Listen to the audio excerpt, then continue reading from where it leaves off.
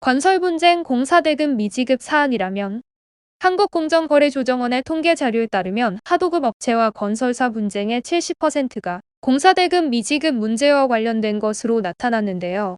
빈번하게 발생하는 사안이므로 이번 포스팅에서 자세히 알아보겠습니다. 공사가 진행되면 시공 과정에서 공급원가 상승, 설계 변경 등 다양한 사유로 추가 비용이 발생할 수 있다고 하였습니다. 수급 사업자는 원사업자에게 대금이 변경되었다는 사실을 요청하지만 계약 당시 조건 사항이나 하도급 계약서에 수급 사업자의 이익을 제한하는 계약으로 체결된 사례들이 많다고 하였죠.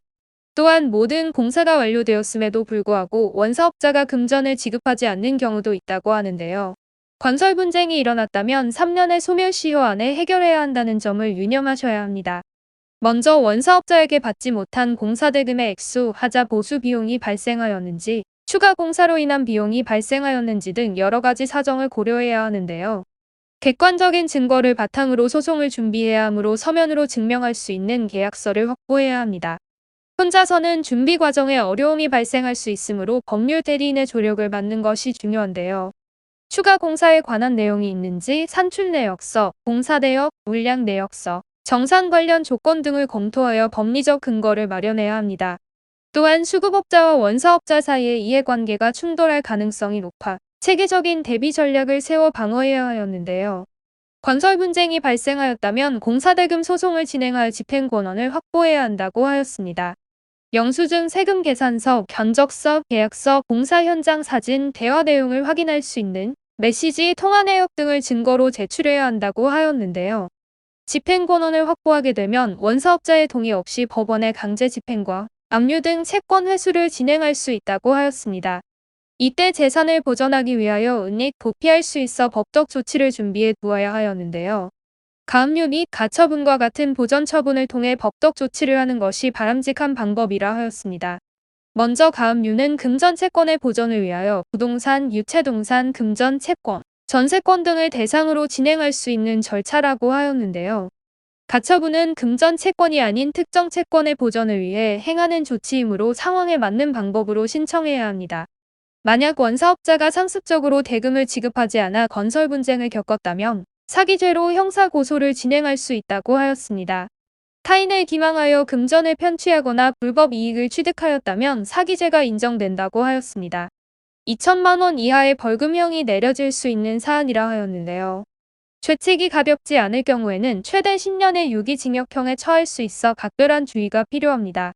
사기죄는 고의성을 입증해야만 성립되기 때문에 법률 대리인과 함께 사안을 검토하는 것이 좋다고 하였습니다. 이때 기망행위로 얻은 금전이 5억 원 이상이라면 특정 경제범죄, 가중처벌 등에 관한 특례법이 적용된다고 하였는데요. 5억 원 이상 50억 원 미만은 3년 이상의 강제노역 복무형에 처할 수 있고 50억 원 이상인 경우 최대 무기징역이 선고될 수 있다고 하였습니다.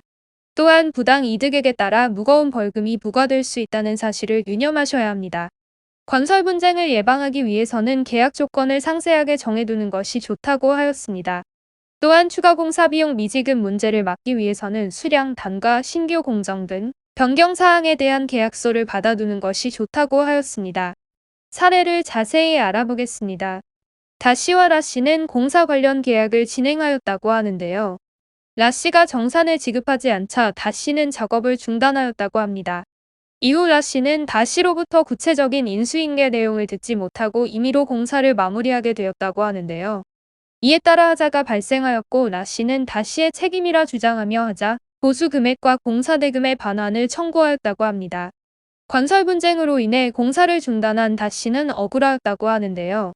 억울함을 해소하기 위해 저희 법무법인 AL 법률대리인을 통해 사안을 해결하고자 하였습니다. 먼저 라씨가 계약서에 명시되지 않은 내용을 주장하고 있다는 점, 지속해서 대금을 지급하지 않은 점, 이전에도 다른 업체들과 건설 분쟁을 겪어왔다는 점을 적극적으로 피력하였다고 합니다. 재판부는 변호사의 주장을 모두 받아들여 라씨의 주장을 기각하였습니다. 만약 다씨가 억울한 마음에 변호사 없이 스스로 대응하였다면 패소 판결이 내려질 수도 있었다고 하는데요. 법적 문제로 이어질 수 있으므로 사건에 연루되었다면 민사 전문 변호사의 조력을 구하여 방어 전략을 세우는 것이 바람직하다고 하였습니다. 해당 사안은 서로 간의 입장이 첨예하게 대립할 수 있어 갈등이 심화할 수 있다고 하였는데요. 긍정적인 결과를 이끌어내기 위해서는 법리적 근거를 마련하여 소송을 준비해야 한다고 하였습니다. 또 다른 사례를 살펴보면 양 씨는 가 씨에게 신축 빌라 건설을 맡기게 되었습니다. 공사 대금은 2차례에 걸쳐 지급하기로 계약하였다고 합니다. 양 씨는 공사가 시작될 때 한 차례 대금을 지급하였고 나머지 금액은 완료 후에 지불하겠다고 하였는데요. 가 씨는 공사가 완료된 후 나머지 금전을 요구하였지만 양 씨는 세금 계산서 등의 핑계를 대며 나머지 공사 대금을 지불하지 않았다고 하였습니다. 양 씨가 일방적으로 금전을 지급하지 않아 가 씨는 위기 상황에 놓이게 되었다고 하는데요. 신속히 법률 대리인을 선임하여 구체적인 증거 자료를 확보한 뒤 양 씨 주장이 타당하지 않다는 점을 적극적으로 피력하였다고 하는데요. 사법부는 가 씨 주장을 인정하여 승소 판결을 선고하였고 그 결과 미지급된 대금과 함께 지연이자를 받을 수 있었다고 합니다. 원사업자와 문제가 발생하면 공정거래위원회 또는 건설하도급 분쟁 조정협의회에 신고하여 조정을 받을 수 있다고 하였는데요. 두 사람 사이 대립이 일어나면 소송으로 이어지게 된다고 하였습니다. 본 사안은 검토할 사항이 많아 혼자서 준비하기에는 어려움이 따를 수 있다고 하였는데요. 많은 증거 자료를 확보하여 대응해야 하므로 풍부한 실무 경험과 건설법 전문 지식을 갖춘 법률 대리인의 조력을 구하는 것이 좋다고 하였습니다. 많은 승소 사례를 보유하고 있는 법무법인 AL에서는 의뢰인의 상황에 맞는 전략을 강구하여 유리한 결과를 이끌어내고 있으므로 법적 대비책을 받아보시길 바랍니다.